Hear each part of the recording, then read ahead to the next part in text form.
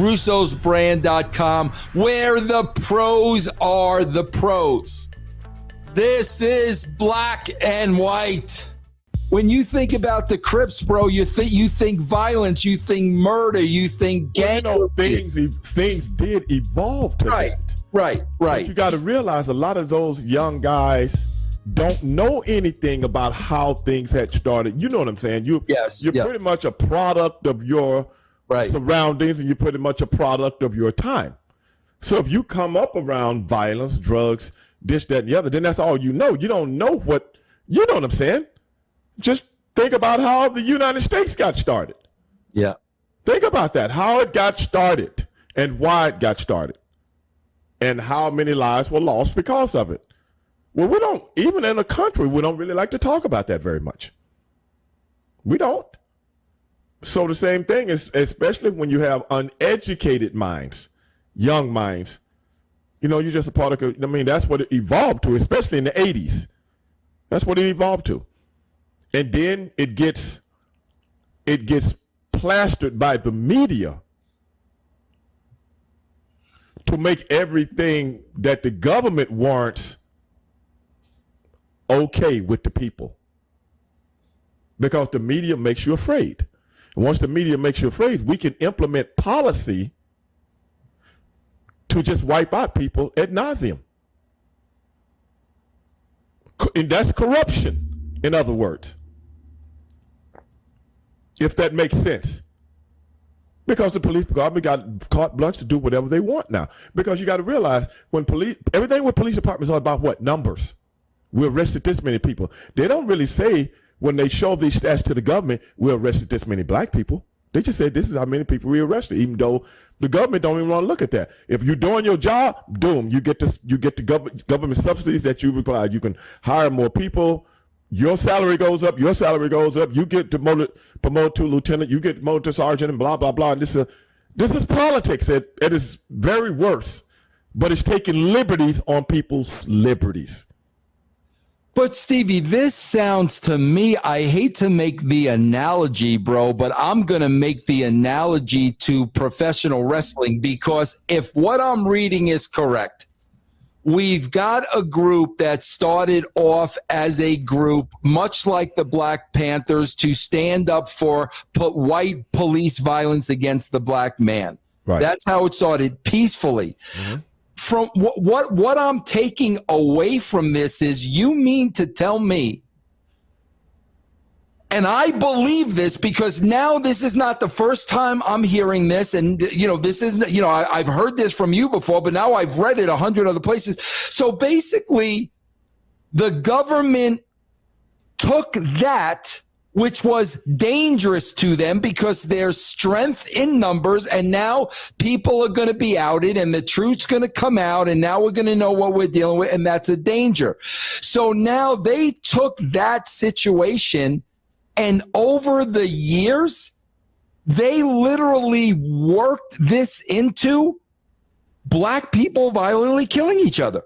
Exactly. I mean, is that not what I'm looking at? Yeah, because now once everything got, that's what I was just talking about. Once everything got turned into, you start talking about the jobs.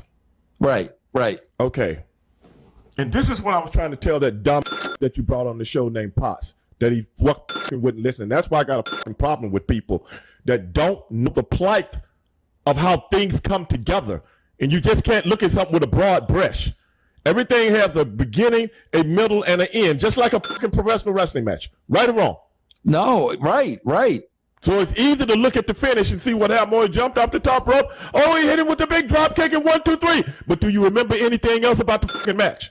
No. Because you came in at the end of it. You see what I'm talking about? Yeah. So you talking about the match like you saw the whole fucking match, but you didn't. You saw the finish. Well, anybody can talk about the finish. But you got to go rewind, or either go, if it was taped, go look at the rewind and see how it got to the drop kick at the end. Mm-hmm. Like what you just did. Now, you already know the finish, okay? You grew up in the finish. Mm-hmm. Now you just research the beginning and the middle and the why and the how. Now you can put it all together in your head. You see what I'm saying? That is what people fail to do when they got opinions about certain things. They don't know how got to where it is. Well, let's go back to what you was talking about when you come to job. You got to realize in the late 60s, early 70s, they started to take.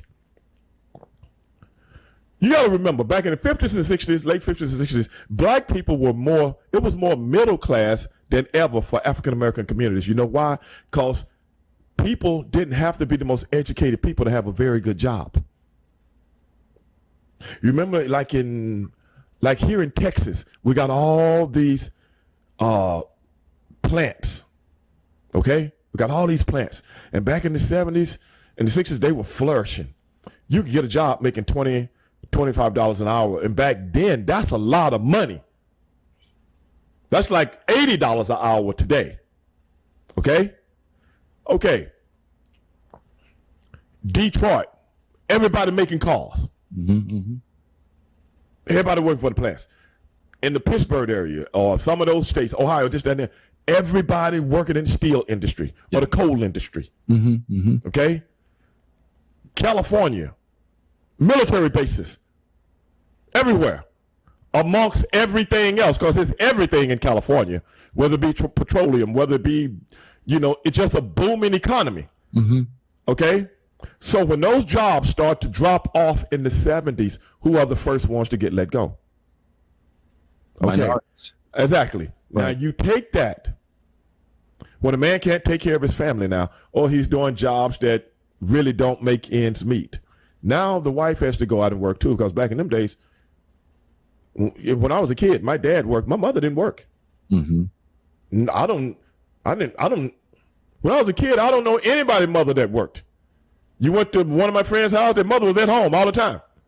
Okay, that started to change. So then they start taking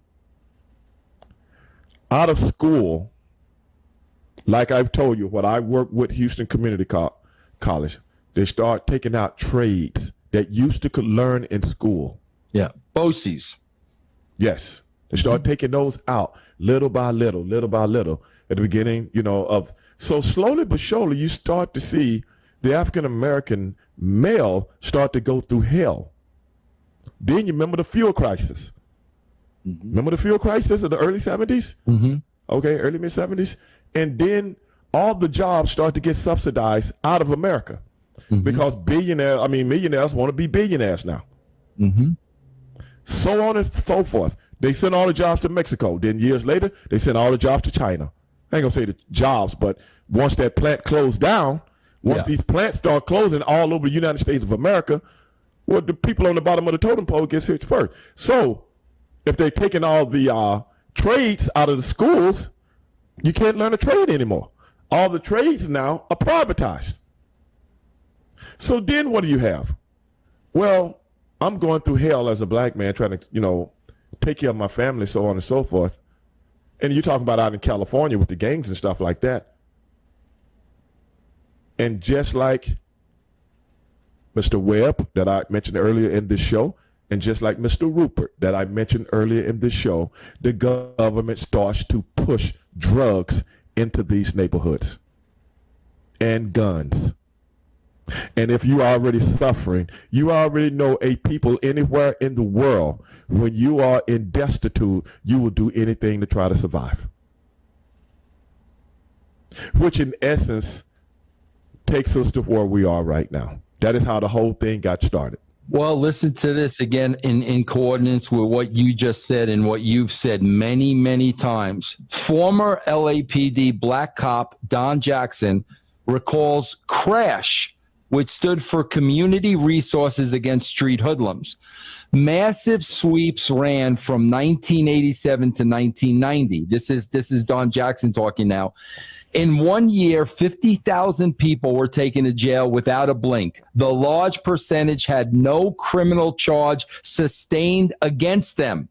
There was no significant reduction in crime. So it was simply a massive engagement of a denial of constitutional and civil rights.